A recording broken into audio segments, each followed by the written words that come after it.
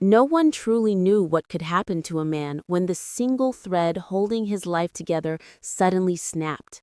And no one understood this more than Elias Ward, a man who looked whole on the outside, yet lived in quiet ruin within.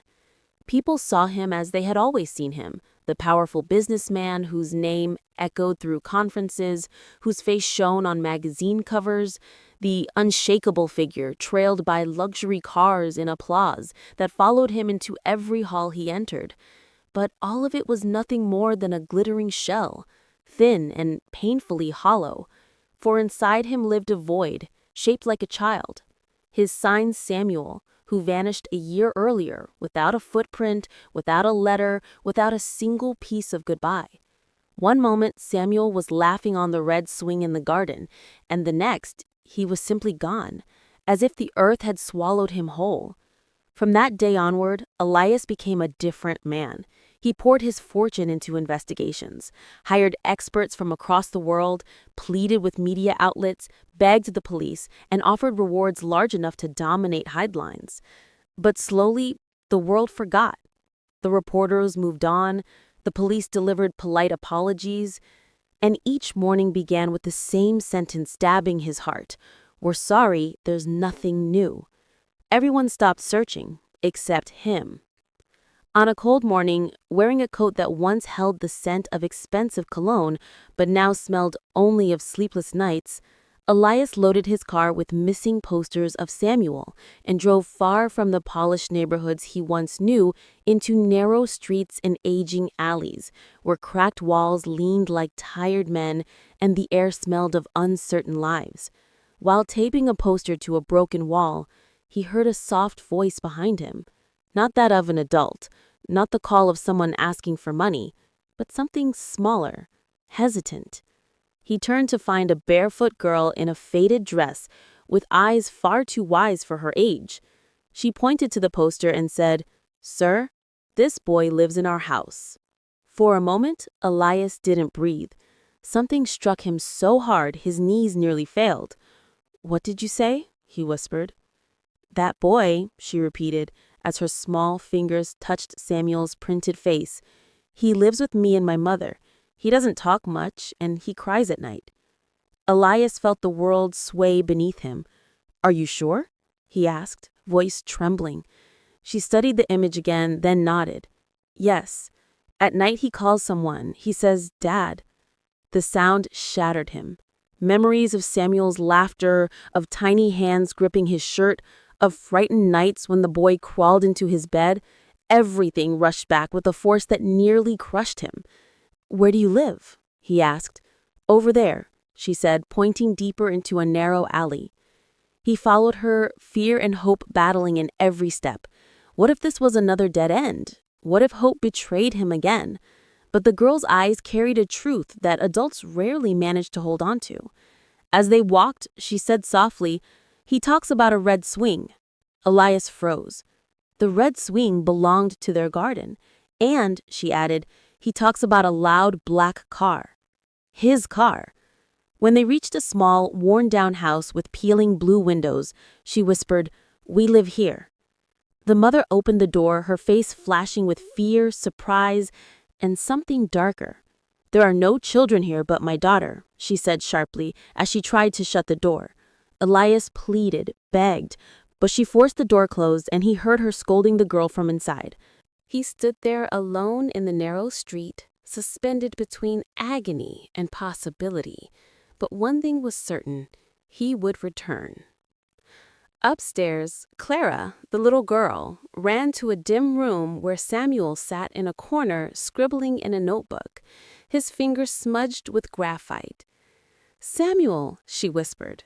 He looked up, his eyes too old for a 9-year-old. "Mother said not to make noise," he murmured, "and not to talk to anyone." Clara's eyes filled with tears. "A man came looking for you," she said. "He said he's your father." Samuel flinched. "Mother told me my father died," he whispered, fear curling around every word. Clara felt something heavy and dangerous pulling at the edges of her world. Later, trying to understand the truth, Clara searched their small room and found an envelope hidden beneath a loose floorboard. Inside were papers, names, dates, and Samuel's name scrawled among them. Panic raced through her. She clutched the papers tightly and fled into the night, heading toward the biggest estate in the city. The mansion everyone knew belonged to Elias Ward. When the gatekeeper opened the door, she lifted the papers with trembling hands and said, "It's about his son." She was taken inside immediately. When Elias saw her, hope and dread collided within him. She handed him the papers, and as he read Samuel's name, something fierce and fragile snapped open inside him. He didn't wait for the police. He took Clara with him and drove straight to the rundown house. He pushed the bedroom door open, and when Samuel looked up, time simply stopped. "Dad?" the boy whispered. Elias fell to his knees and wrapped him tightly in his arms, trying to regain every lost second of the year that had been stolen from them. Chaos erupted. Shouts, tears, the mother's protests, then the police storming in as the truth tumbled into the open. The woman had been part of a small trafficking network, stealing children, renaming them, and hiding them. As she was taken away in handcuffs, she glanced at Clara and whispered, "Forgive me." Clara cried for days. Elias brought Samuel home, and after long discussions with authorities, he received temporary guardianship of Clara as well.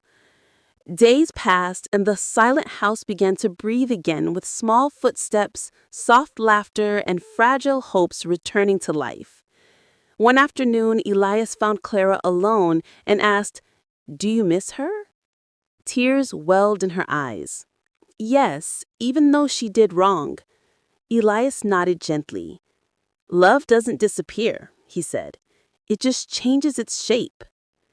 Weeks later, he called Clara into his study. "If you want," he said with a soft, trembling voice, "I would like to be your father." Clara broke into tears and threw her arms around him. "And I choose you," she whispered. Samuel joined them, wrapping his small arms around both of them, and for a moment they stayed together like a single soul, rebuilt from broken pieces. On the day of the adoption, the judge asked Clara what surname she wished to carry. She looked at Elias, at Samuel, and answered simply, "Ward. I want to be one of them." After signing the papers, Elias lifted her in his arms while Samuel laughed beside them. In that home where silence had once lived, new sounds began to bloom. Warm voices, soft footsteps, children calling down hallways that finally felt alive. Dad, brother, daughter. Their life wasn't perfect, but it was real, and it was filled with something precious, a second chance at family.